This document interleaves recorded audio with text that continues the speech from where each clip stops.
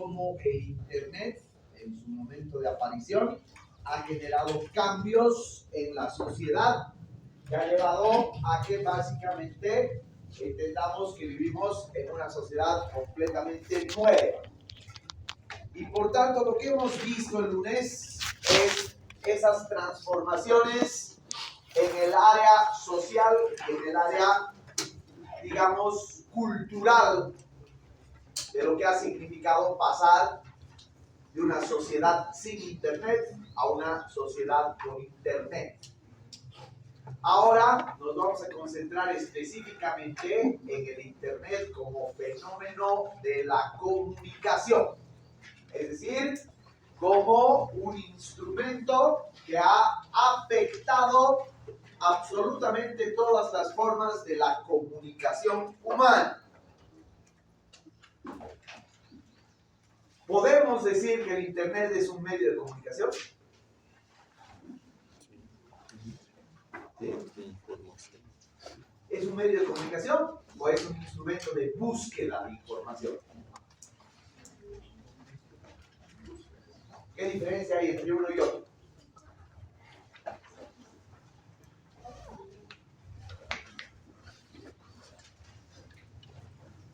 Por eso, entonces, antes de empezar a analizar bien lo que ha significado en cuanto a transformaciones comunicacionales en Internet, vamos a hacer algunas precisiones. El Internet es información. ¿Ya? No se olviden que cuando aparece el Internet se le llama la autopista de la información. ¿Qué es lo que tenemos que esperar y entender del Internet? Información. Esa es la palabra clave. La información es una necesidad del ser humano. En realidad es una necesidad de todas las especies. Todas las especies sobreviven gracias a información. Y el ser humano no es una especie distinta. Solo que el ser humano ha venido desarrollando a lo largo de toda su evolución una serie de instrumentos y de mecanismos de información mucho más complejas que las del resto de las criaturas.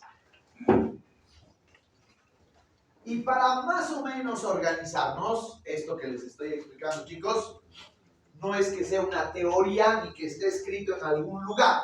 Es más o menos una forma de organizarnos mentalmente y tratar de entender el fenómeno de la información. En realidad esto debería llevarse en periodismo, debería llevarse en todas las materias que tienen que ver con la comunicación y la información. Para más o menos hacer fácil el entendimiento de la información, tenemos que entender que nosotros como seres humanos buscamos casi siempre dos tipos de información. La información útil, esa información que nos sirva para tener, por ejemplo, ventajas en nuestro trabajo, para poder establecer nuestra forma de vida cotidiana, para que no nos coman los animales salvajes, para saber dónde está ubicado nuestro enemigo, para poder hacer mejor nuestra tarea. Esa es una información útil. Esa es una información que nosotros la utilizamos en torno a nuestra realidad. Pero también está otra información que no es inútil, sino que está destinada a nuestro ocio, a nuestro tiempo de ocio. Es decir, aquello que nosotros ligamos al concepto de entretenimiento.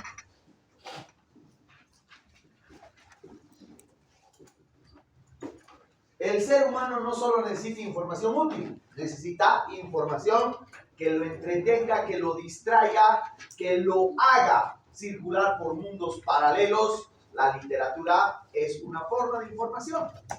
Es una forma de información dedicada al goce, dedicado al placer, dedicado al entretenimiento. Entre lo útil y el entretenimiento no es que uno sea menos importante que el otro. En realidad, por lo menos para todos ustedes, el entretenimiento es más importante que el otro. En realidad, para todos nosotros. O sea que el decir que existen estos dos tipos de información no significa que estos tipos de información sean uno más importante que otro. En principio, eso no hacen los animales, no distinguen entre estos dos tipos de información. En segundo lugar, esa información nosotros también la podemos subdividir en la información que proviene de la oralidad. La información que se transmite de persona a persona. La información que se transmite de generación en generación. La información que se transmite a través de el contacto humano. Pero también está la información que se transmite a partir de la cultura escrita. Esta cultura escrita también ha evolucionado en una forma, con el tiempo, con los siglos, con siglos y siglos de información, con una información tecnológica.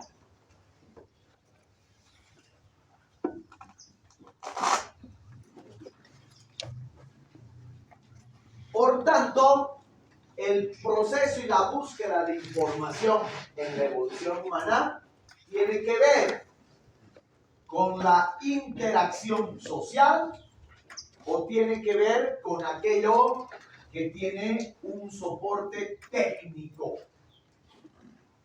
La interacción social se manifiesta a través del habla. Y el soporte técnico, durante siglos y siglos, ha sido el libro. Y después, con la información tecnológica, han sido los medios de comunicación de masas.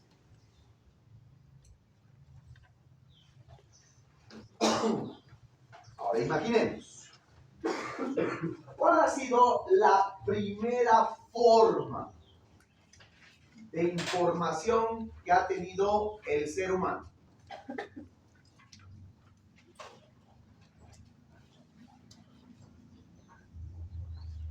Si les estoy diciendo que la información es una necesidad de sobrevivencia, ¿cuál habrá sido la primera forma de información que ha tenido el ser humano?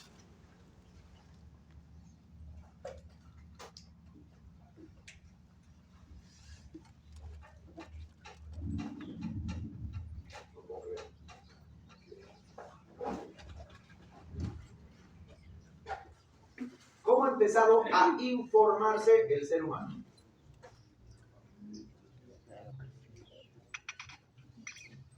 ¿A través de qué? Algo en lo que ustedes son absolutamente expertos. Sin discusión alguna. El chisme. Esta es la forma primigenia de la información. El chisme es una forma de pasar información a través de la transmisión oral. Cuando una tribu, imaginen una tribu de cavernícolas, se entera de la existencia de un peligro, un depredador, esa tribu, si es buena onda, va a contarle a la otra tribu y le dice: por aquí está rondando un tigre sable, ten cuidado. Eso es un chisme y eso es una información concreta. Esta información que empieza con el chisme ha evolucionado. Del chisme hemos pasado, por ejemplo, en la civilización romana, al pregonero. Un tipo que se sube en la plaza a hablar e informar a la gente sobre lo que está aconteciendo. Pero antes, en la civilización griega, ya existía un espacio de información oral que se llamaba el ágora, la plaza. donde la gente se reunía a charlar, a informarse, a chismear. El ágora ha sido repetido en infinitas civilizaciones. Pero junto con el ágora están, por ejemplo, los mercados. Y en la civilización romana están, por ejemplo, las termas, o sea, los baños termales. En la civilización griega están una serie de innovaciones en el chisme, en la comunicación oral, que tiene que ver, por ejemplo, con, y los romanos lo potencian, el Senado. Pero también están los filósofos, que hablan en el ágora, y que después Platón convierte eso en un liceo, es decir, en una escuela,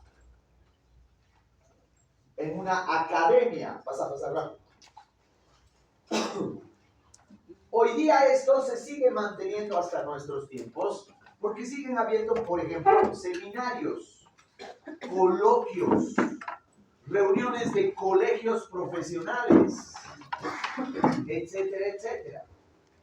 Entonces, la información oral de interacción social sigue existiendo, sigue formando parte de nuestra vida y sigue siendo esencial. El quiebre viene con la escritura. La escritura va a cambiar también por completo estas formas de evolución de la información. Porque el soporte va a empezar a ser escrito y comienza el nacimiento del libro. En realidad, hasta el siglo XX, si hablamos de esa comunicación con soporte técnico, el único instrumento tecnológico que teníamos para buscar información se llamaba libro. Desde que los sumerios inventan las primeras tablillas hasta finales de 1800, el único soporte tecnológico para la búsqueda de información que teníamos era el libro. Y el libro tenía sus espacios, como por ejemplo la biblioteca.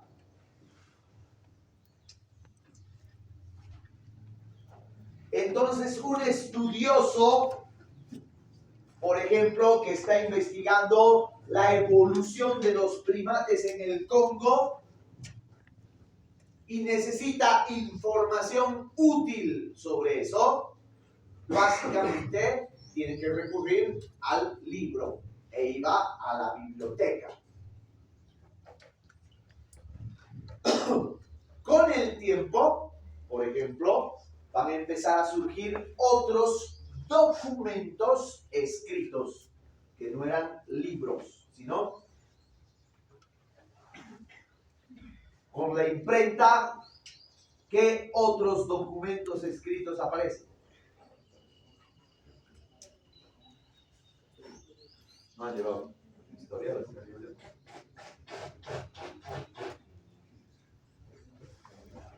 Exacto. Periódicos. Y va a empezar a surgir la era de las comunicaciones de masas. Y ya a finales del siglo XIX surgen instrumentos tecnológicos como la radio, como el cine, como la televisión.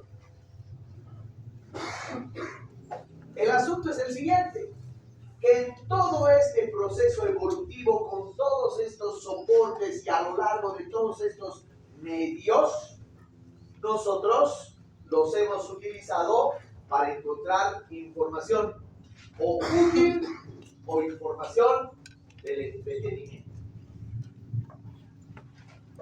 El Internet es el compilador de absolutamente todos estos miles y miles de años de evolución humana. Eso es el Internet. Es como si alguien hubiera agarrado, un extraterrestre hubiera agarrado la historia de la humanidad y hubiera dicho, voy a ahorrar tiempo y todo lo que el hombre ha ido inventando desde la civilización sumeria lo voy a meter en un solo lugar. Y a ese solo espacio, ese solo lugar, llamamos Internet. Por lo tanto, el Internet es un avance no solamente técnico y tecnológico, sino conceptual. Es una cosa extraordinariamente loca para nosotros, mi generación. Ustedes ya no tienen esa visión, a no ser que estudien historia. ¿Por qué? Porque han nacido con eso. Es como para nosotros que hemos nacido con la televisión. La televisión para nosotros nunca fue novedad. Pero mi abuelo se quedaba loco con la televisión. ¿Se dan cuenta? Entonces el Internet es, sin lugar a dudas, uno de los avances tecnológicos y conceptuales más importantes de la historia de la humanidad. Sin lugar a dudas. Vamos a desmenuzar esa característica que va a ser del Internet un fenómeno tan importante. La primera característica en cuanto a revolución del Internet es la inmediatez. En dos sentidos.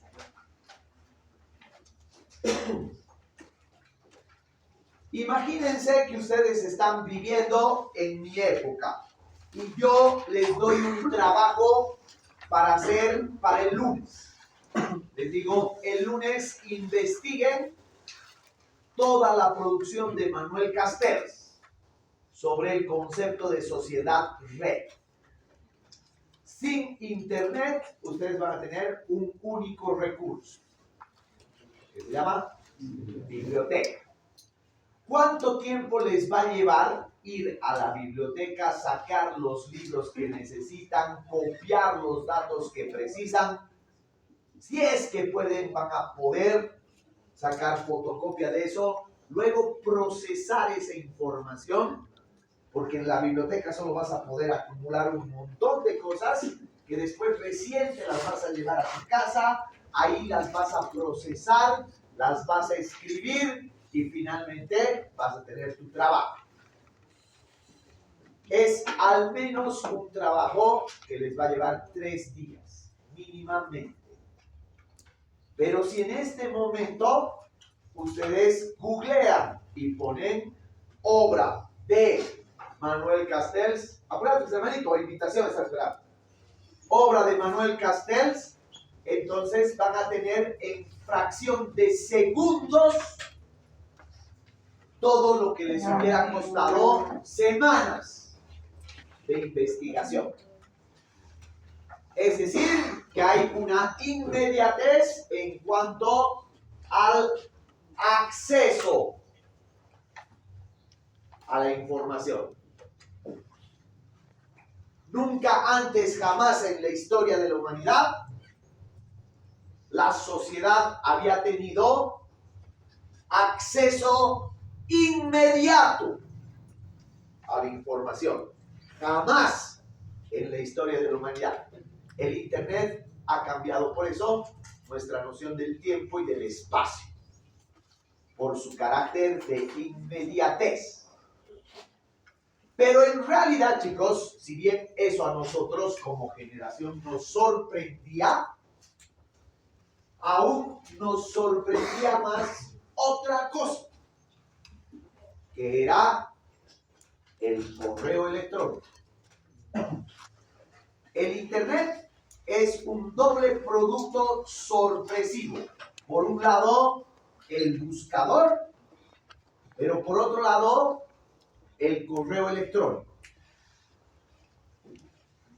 Si yo precisaba contactarme como investigador con mi colega en la Universidad de Salamanca, la única forma que tenía de hacerlo era a través de una llamada telefónica, pero eso era literalmente casi imposible por 2 razones. Uno, económica. Porque si yo quiero contactarme con mi colega para investigar algo, no me puedo dar el lujo de llamarlo por conferencia, por teléfono y hablar 1 hora. Imposible. Imposible. Es humanamente imposible, a no ser que sea obscenamente rico. Y por otro lado, por la calidad de comunicación. Una conferencia estaba mediada por una serie de tecnología que no era fina, que no escuchabas bien, que podía haber cortes inesperados. Por lo tanto, la única manera que tenías de contactarte para buscar información con alguien que está lejos es a través de la carta escrita. Era cómodo, era útil, era fantástico porque tú puedes pasarte escribiendo horas y mandar una carta que en realidad puede ser un ensayo o una tesis, pero tenías que tragarte la cuestión del tiempo. Eso tarda. Podía tardar días o podía tardar meses. Literalmente podía tardar años. Como pasaba con Marx, por ejemplo. Que Marx se pasaba años produciendo algo porque sencilla y llanamente tardaba el correo. Y cuando llega el correo electrónico, entonces hay otro fenómeno, la inmediatez de la comunicación.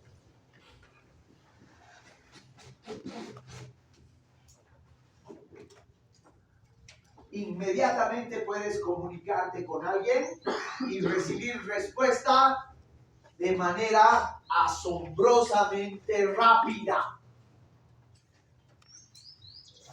Más aún cuando unos años después del Internet y el correo electrónico empieza a surgir otra herramienta fabulosa llamada el chat.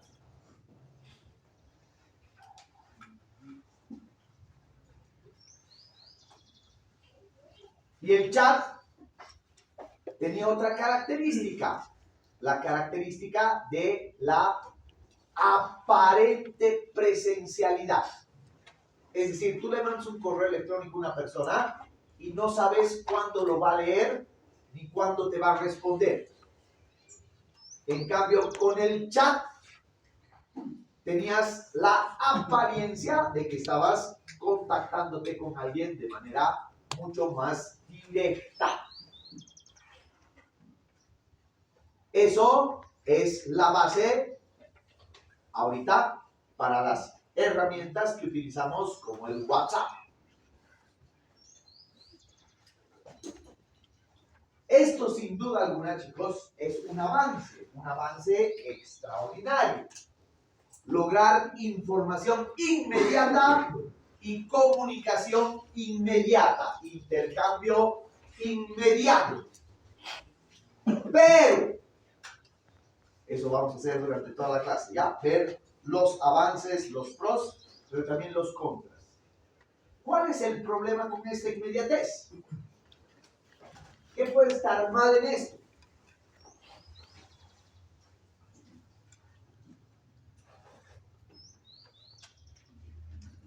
¿Qué puede ser lo malo? ¿En qué nos puede estar afectando? Perdón, ¿quién quería hablar? Tal vez que te condiciona a que tú tienes la obligación de responder. Exacto. ¿Cómo se llama? Juan Carlos. Bien, Juan Carlos. Brillante estás hoy. Se llama ansiedad. Hemos despertado como sociedad una ansiedad ante la respuesta inmediata. Y por lo tanto, como dice Juan Carlos, condicionamos nuestra vida a una respuesta. Y eso es una huevada. Porque como sociedad nos hace más inseguros. ¿Cómo verificamos eso? Mándenle un mensaje a su crush y contabilicen cuánto tiempo tarda en responder. Si tarda más de 2 minutos, ya vas a estar Ay, ¿dónde está este cabrón? ¿Con quién está?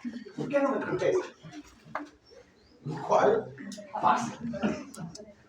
Nos hemos condicionado, en el lado negativo de este avance, nos hemos condicionado a una ansiedad por lo inmediato.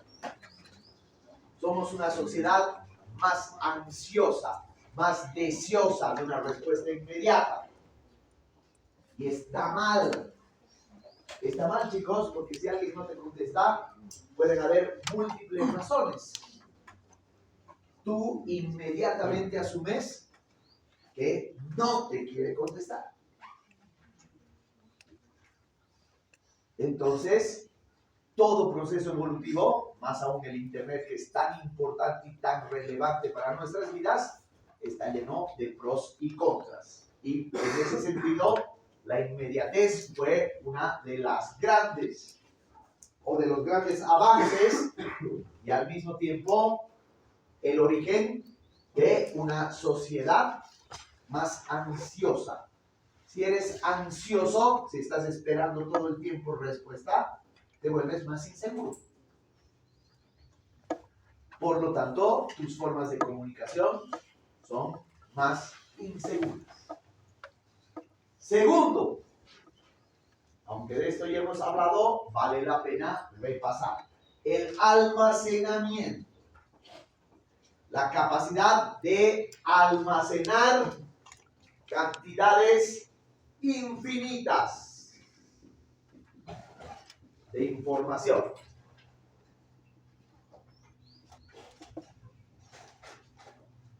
Pero no solo de almacenar, sino de acceder a cantidades infinitas de información.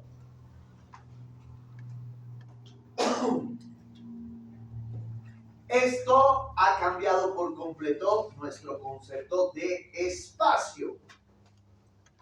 Una vez más, en mi generación, en mi época,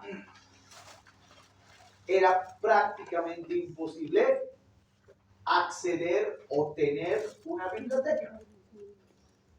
No por una cuestión económica, porque uno puede hacer un sacrificio y comprarse un libro al mes.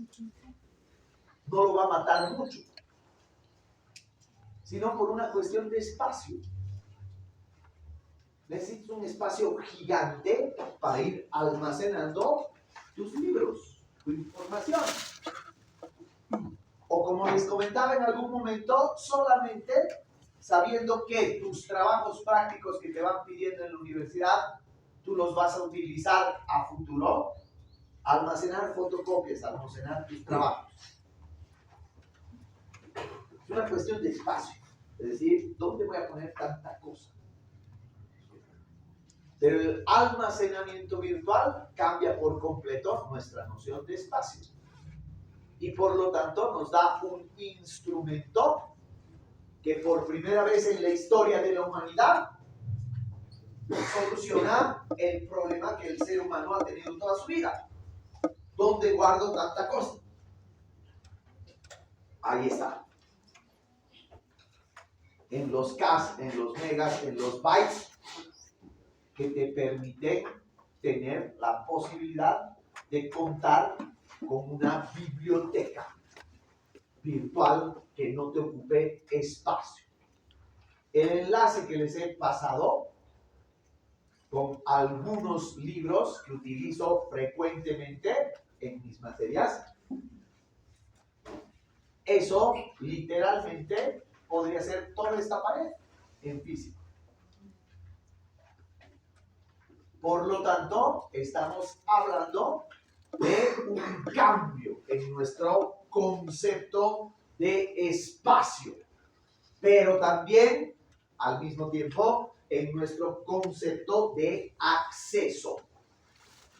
O sea, de tener, desde una instancia virtual, acceso inmediato a esa información en grandes cantidades. Tercero, característica. Para que entendamos este concepto de hipertexto, vamos a ver otro ejemplo. 1959. El Internet ni siquiera era un concepto del que se hablaba. Apenas se estaba empezando a hablar de computadoras gigantescas. O sea, nadie pensaba en Internet. Aparece un señor. Ese señor se llamaba Julio Cortázar. No es un científico, no es un ingeniero, no es un militar, no tiene nada que ver con la ciencia, ni tiene nada que ver con la tecnología. ¿Quién era Julio Cortázar? Un escritor argentino que se dedicaba a escribir ficciones, cuentos en su mayoría. En 1959, Cortázar estaba en el radar cultural por haber escrito varios libritos de cuentos extraordinarios que rompieron con la lógica de la literatura. Pero el 59 decide sorprender al mundo escribiendo una novela. Esa novela se llama Rayuela. ¿Les han contado alguna vez sus papás de ese juego de Rayuela? ¿Conocen? ¿Cómo es? No, no es la rayuela cochala que lanza una monedita en la huevada y chupas. Eso es bien cochala. La rayuela es, en México le dicen el avión o creo. Aquí le decíamos coscoja. Tú pintas en el suelo. ¿Conocen esa huevada? Una especie de avioncito y lo divides en cuadraditos. Y aquí le pones numeritos. Y la gente lo que hace es lanzar una prenda ahí al suelo que vaya cayendo en orden a cada numerito. Y la gente, como suele ser cojuda, va saltando ahí, recogiendo la hueva. En eso consiste el juego de la rayuela, o de la coscoja, o del avioncito. Cortázar escribió un libro con el nombre de este juego, que se va a convertir en el antilibro. ¿Por qué? Porque Cortázar hace una revolución. Y al principio en el prólogo te dice: señor lector, usted puede leer este libro de dos maneras. Puede leer de manera tradicional. Empieza en el capítulo 1 y termina en el capítulo 36. Si usted lee así, de principio a fin, siguiendo el orden de los capítulos, entonces usted va a tener una experiencia total. Va a tener una novela con principio a fin, no se va a perder en ningún momento, va a comprender al 100% el argumento y listo, puede ser feliz. O de lo contrario, si usted quiere jugar, puede leer esta novela en desorden. Solo tiene que seguir este cuadrito. Y el tipo empieza la novela con ese cuadrito en que empiezas a leer en el capítulo 48. Lees el capítulo 48 y abajo hay un paréntesis donde te dice: ahora váyase al capítulo 2. Entonces te saltas al capítulo 2. En el 2, cuando termina, te dice: andate al capítulo 68. En el 68 te dice: ahora sáltate al 1. Entonces Cortázar te dice: lee esto como si fuera una rayuela. Anda saltándote de capítulo en capítulo en desorden, siguiendo tus instrucciones. Vas a tener una lectura más difícil, pero al mismo tiempo una lectura más rica. ¿Por qué? Porque tú vas a ir comprendiendo la historia y los personajes no solo a través de un orden cronológico. Primero le pasó esto a Oliveira, después le pasa esto, después le pasa esto, después le me pasa esto, sino que es como si tú saltaras en el tiempo y comprendieras al personaje a partir no solamente de lo que hace, sino de lo que piensas. Y te vas del pasado al futuro, te vas de una acción a la reflexión del personaje en otras cosas, etcétera, etcétera. Y por eso esa novela se consideró la antinovela, porque fue una ruptura total con todas las formas tradicionales de escribir una novela. Los teóricos del Internet piensan que eso es una especie de adelantarse a la lógica del Internet. Y a eso llamamos hipertexto. Si tú estás buscando información en el Internet, por ejemplo, quieres información sobre Manuel Castells y el concepto de sociedad red, pones en el Google sociedad red o te entras al Wikipedia y pones sociedad red. El texto empieza hablándote y diciéndote: la sociedad red es un concepto acuñado por el pensador y filósofo español Manuel Castells. Y la palabra Manuel Castells está en azulito. Si tú haces clic ahí, te va a enviar a otra página donde te va a dar la biografía de Manuel Castells. Y te va a decir: Manuel Castells nace en 1939 en La Coruña. Y La Coruña está en azulito.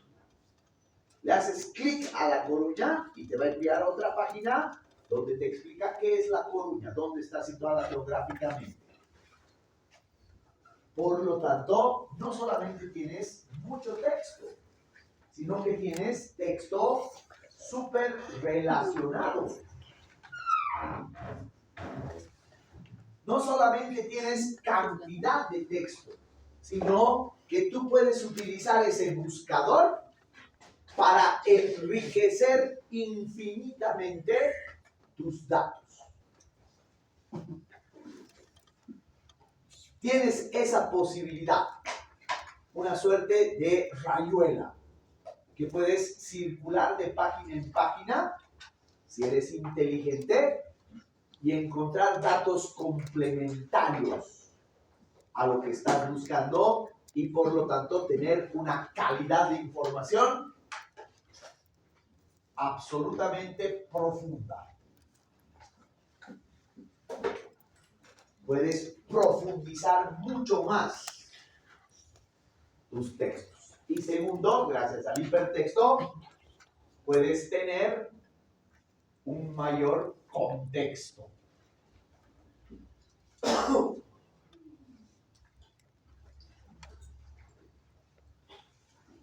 Y esta es una herramienta, es un instrumento absolutamente revolucionario en nuestra historia. Absolutamente revolucionario.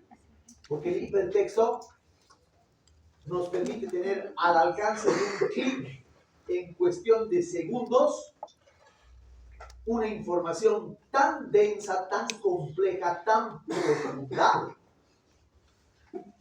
que literalmente estamos hablando de una transformación en la calidad del conocimiento.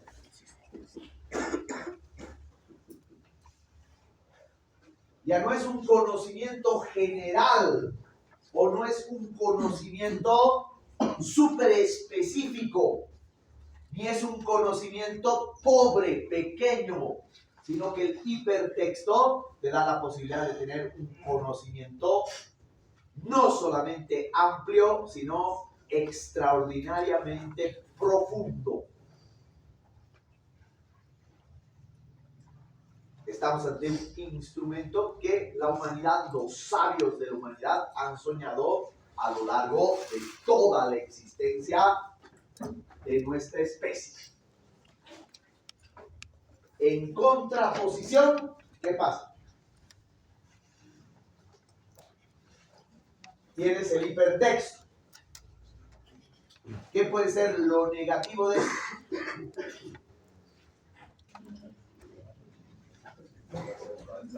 ¿Qué? Información falsa. Sí, por un lado. Pero eso no es culpa del hipertexto, sino...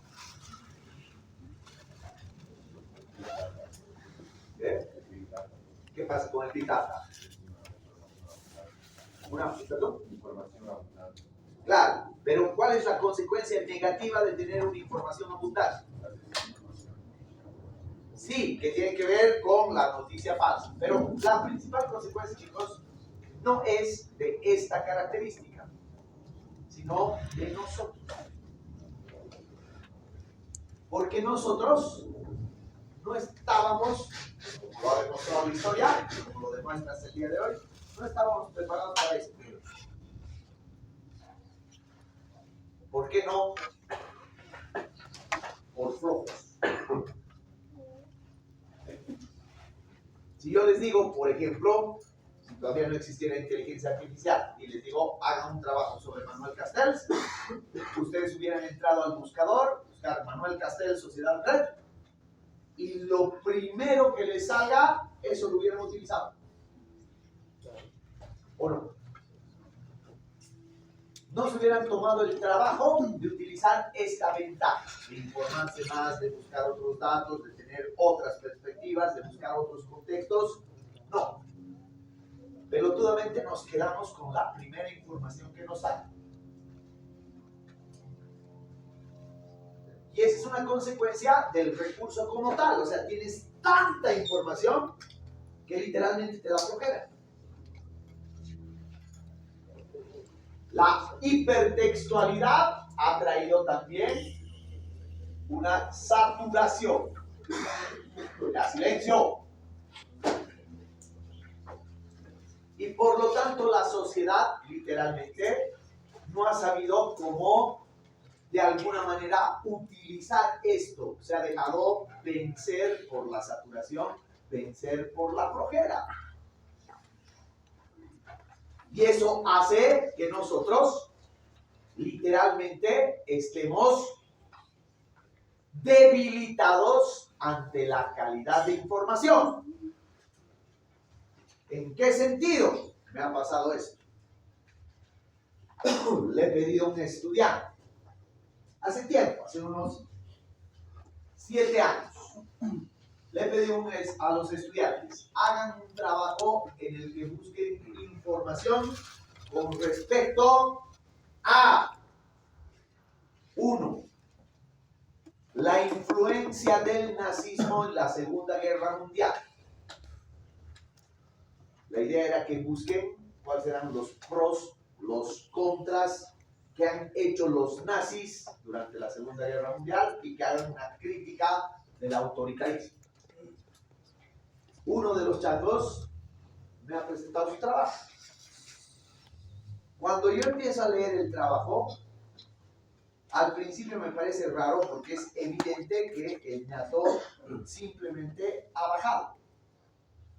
Ha hecho control copy de eso.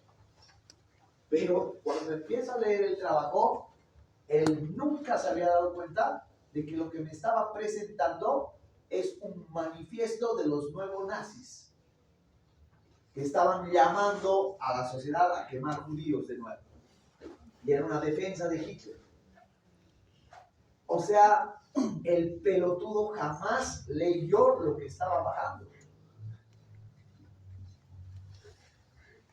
Y eso pasa. Estamos sometidos, vulnerables, a noticias falsas, a noticias que no tienen nada que ver o a información que no tiene nada que ver con lo que estoy buscando. Entonces, en vez de mejorar nuestra calidad de conocimiento, por culpa nuestra, está pasando lo contrario.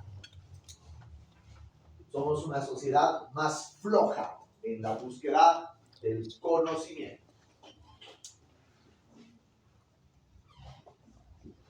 Y por último, en cuarto lugar, la cuarta característica importante del Internet como revolución es su carácter multimedia. ¿Qué quiere decir esto?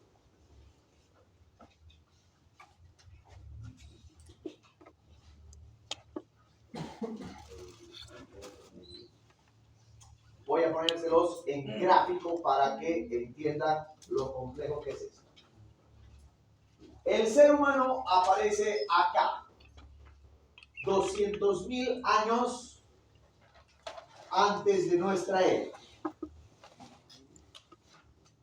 La primera gran revolución de la comunicación que tiene el ser humano es acá. Cuando el ser humano que se comunicaba por gestos y por gritos comienza a hablar.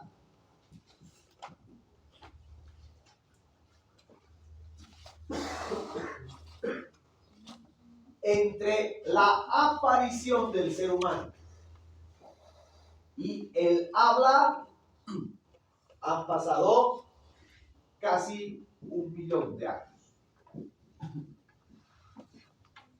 1.000.000 de años ha existido sobre la tierra ese animal que llamamos hombre, y ha tardado 1.000.000 de años ese hombre en aprender a hablar.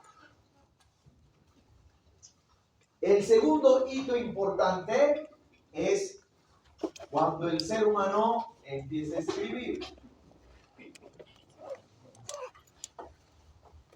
Y entre esto y esto han pasado 70.000 años. 70.000 años la humanidad ha hablado, pero ha tardado 70.000 años en aprender a escribir. Entre la escritura y la otra revolución que se llama imprenta han pasado 2.500 años.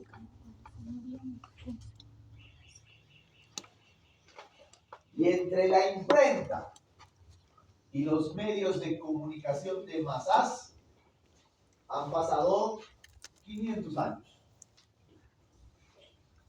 De los medios de comunicación de masas al Internet han pasado menos de 200 años.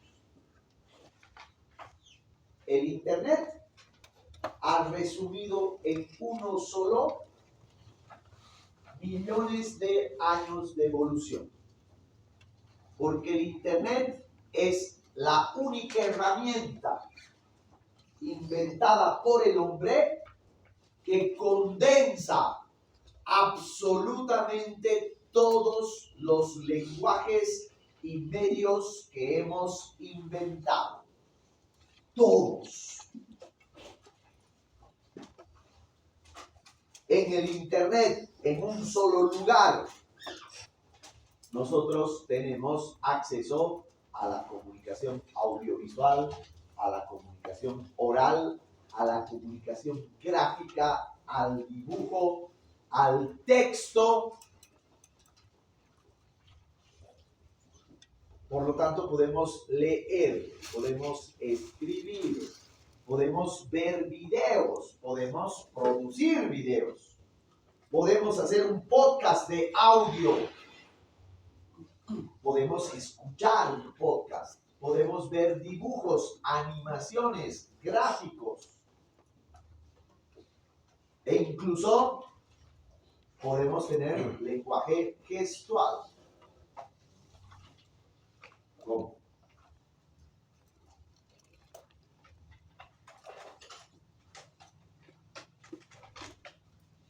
Como lenguaje gestual.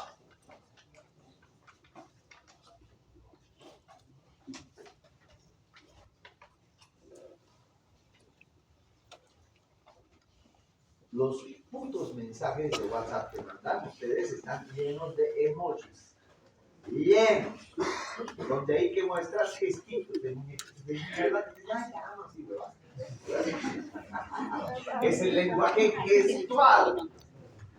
O sea que el Internet, con su característica de multimedia, ha logrado sintetizar todos los lenguajes inventados por el hombre a lo largo de millones de años de evolución. Todo en uno solo.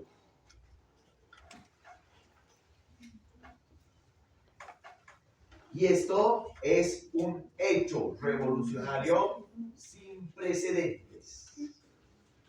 Es extraordinario.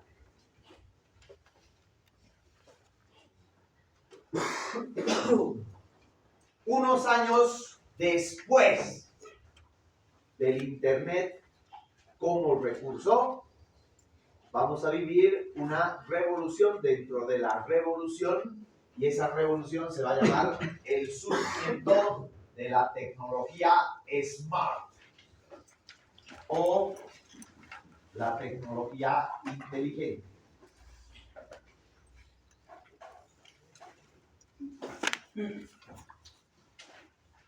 ¿Qué implica la tecnología inteligente? Implica, en primer lugar, la multiconexión.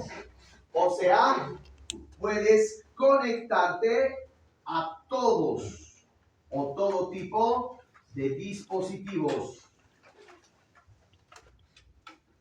móviles, pero también no móviles. O sea, puedes conectar tu teléfono a tu computadora, a tu tablet, a tu televisor, en algunas circunstancias a otros equipos tecnológicos. Puedes conectar tu teléfono a una impresora vía tecnología smart. Y por tanto, has creado un mundo que para nosotros era ciencia ficción. Si son curiosos y repasan series o películas de los años 50 y de los años 60, van a ver situaciones que para la gente de esa época eran literalmente ciencia ficción. Por ejemplo, que un tipo llegue a su casa y hable con nadie y diga, cambia la luz, comunícame con tal persona, que maneje todos los artefactos desde un control. Eso literalmente, chicos, ha sido soñado por la ciencia ficción. Pero con la tecnología smart, eso se hace real. Y no solamente real, sino natural. Todos tenemos eso. Por lo tanto, vivimos en un mundo en el cual hemos generado una conexión entre todos nuestros dispositivos digitales. Una conexión que nos permite vivir en un mundo altamente tecnologizado. Básicamente, toda nuestra vida está organizada de acuerdo a nuestros aparatos tecnológicos. Esto, sin lugar a dudas, es una maravilla. Te hace la vida más fácil, te hace la vida más cómoda, te hace incluso la vida más lujosa. ¿Qué puede estar mal? ¿Cuál es el problema de esto? ¿Qué? La dependencia. Exactamente. El problema con toda esta huevada es que nos hemos vuelto dependientes.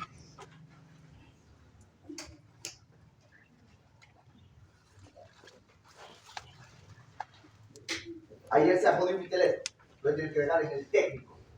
El técnico me ha dicho, tengo que cambiar estas huevadas, volver mañana. Estoy cagado. En mi teléfono tengo todas las claves de todas mis huevadas. Si mi televisión se desconectará, cagado, no puedo ver ninguna plataforma porque no tengo mis contraseñas. no sé, el teléfono de nadie. No me puedo conectar en la computadora al WhatsApp, porque la puta computadora me dice disponible el código QR. No tengo teléfono, mierda. Te has vuelto hiperdependiente de una tecnología hiperconectada.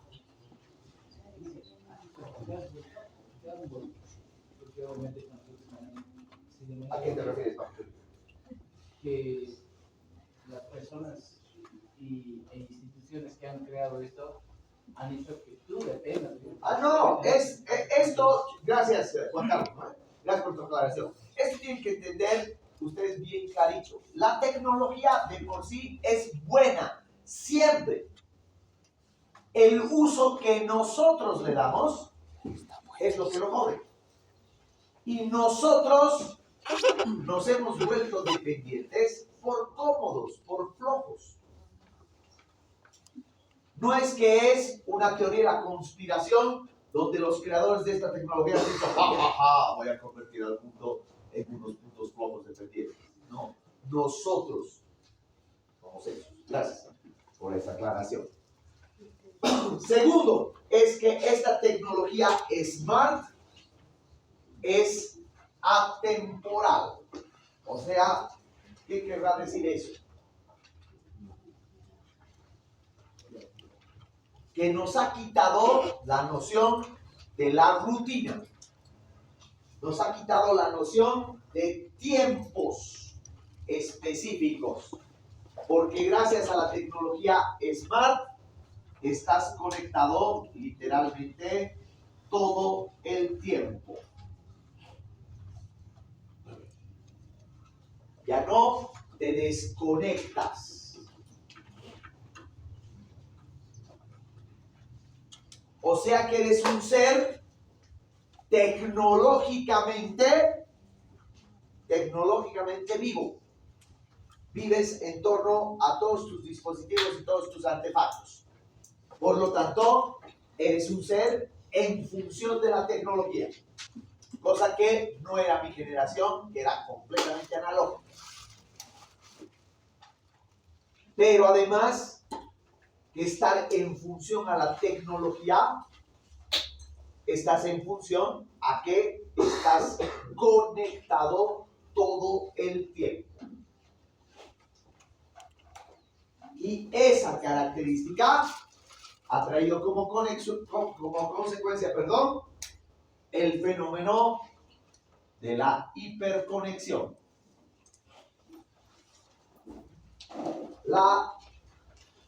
El vocablo hiper significa siempre demasiado.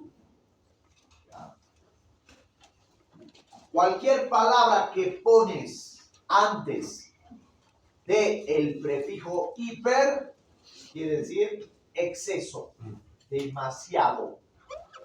Por lo tanto, vivimos en un mundo hiperconectado, lo cual no es bueno. Nada en demasía es bueno. Nada exageradamente es bueno. ¿Qué nos provoca como sociedad la hiperconexión?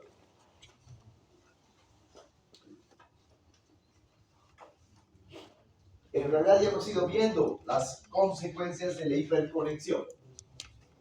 Primero, cuando estamos o como estamos hiperconectados, vivimos más ansiosos. Esta es la sociedad de la ansiedad y de la inseguridad. Precisamente porque estamos en total relación con estar conectados. Nos desconectamos y estoy ansioso. Estoy sin teléfono y estoy literalmente ansioso. Por lo tanto, inseguro. Segundo, lo que hemos visto ahorita, esa dependencia.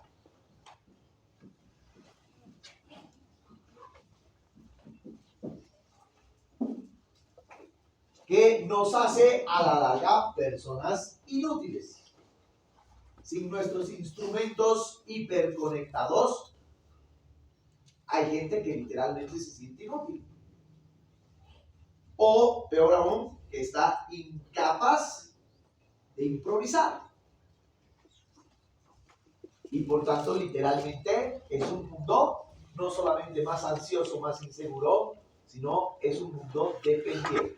Para decirlo mucho más claro y de manera más coloquial, la tecnología a nosotros nos ha vuelto drogadictos. Somos tan dependientes como una persona puede ser dependiente de la heroína o dependiente del alcohol. Y eso genera dificultades a la larga. Y por último, la peor de todas las consecuencias que puede tener la hiperconexión tiene que ver con lo siguiente. Hay un gran autor que lo vamos a seguir viendo varias veces. Se murió hace poco, llamado Umberto Eco, que probablemente ustedes lo conocen por su novela El nombre de la rosa. Pero Umberto Eco era mucho más que un escritor de ficción, uno de los grandes sabios, uno de los últimos sabios que ha tenido el mundo, por su capacidad de análisis en absolutamente todo. Y el ñato, cuando te explica las consecuencias de la hiperconexión, te pone el siguiente ejemplo. Dice, yo, Umberto Eco, soy profesor hace 40 años en la Universidad de Bolonia, en Italia. Soy el profesor catedrático de la materia de semiótica medieval de la Universidad de Bolonia. Pero vivo a exactamente 120 kilómetros de mi universidad, porque no me da ganas de vivir en el campus. No quiero vivir en el campus. Vivo en mi casita con mi familia en el campo, rodeado de mis viñedos, y a la mierda la universidad. Por tanto, tengo que recorrer de mi ciudad a Bolonia todos los días. Ir esos 120 kilómetros. Entonces, desde finales de los 80, el recorrido más rápido y mejor es un tren que hay de mi ciudad a Bolonia. Y yo todos los días tomo ese tren. En 40 años que hago esto, he visto un cambio fundamental. Y es que cuando me subo al tren, me siento al lado de una ventana. ¿Para qué?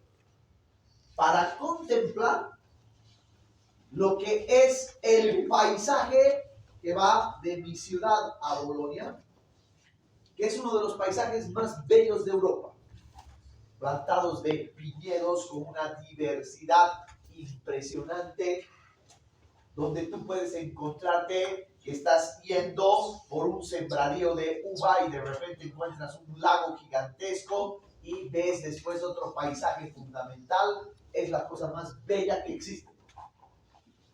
Y yo, si sigo dando clases, es para seguir yendo en ese tren. Pero si de rato en rato vuelco mi cabeza para ver al interior del tren a los pasajeros, todos los pelotudos están en su teléfono.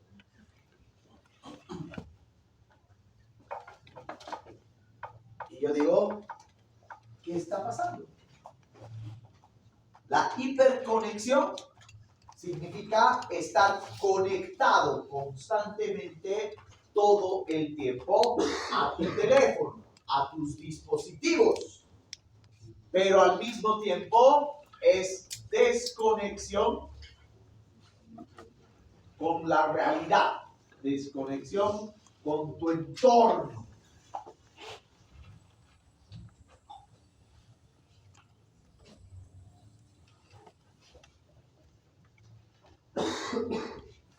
Esto es un fenómeno que viene pasando desde hace muchos años.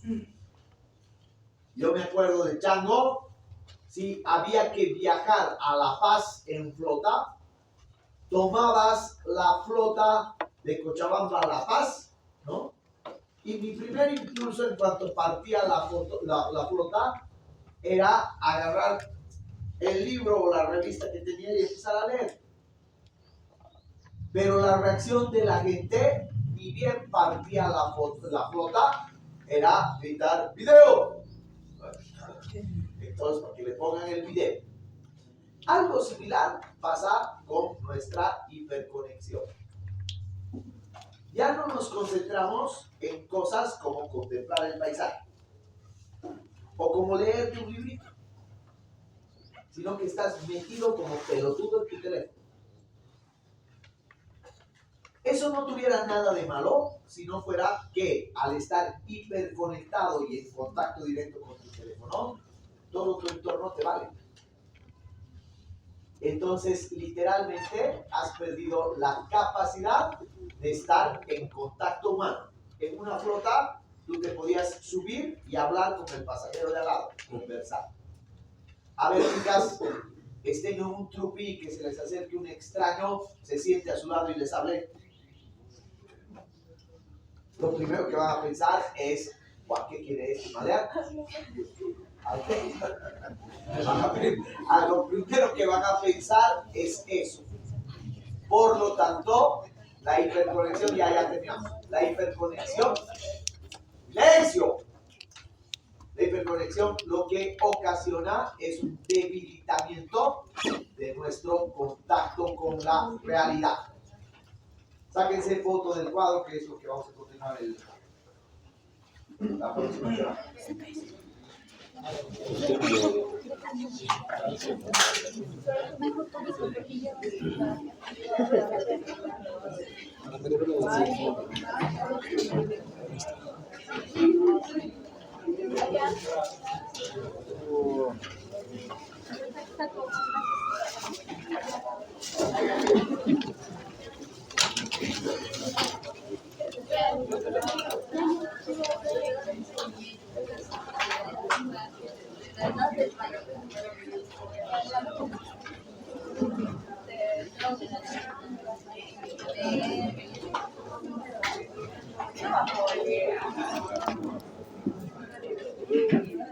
No, de verdad.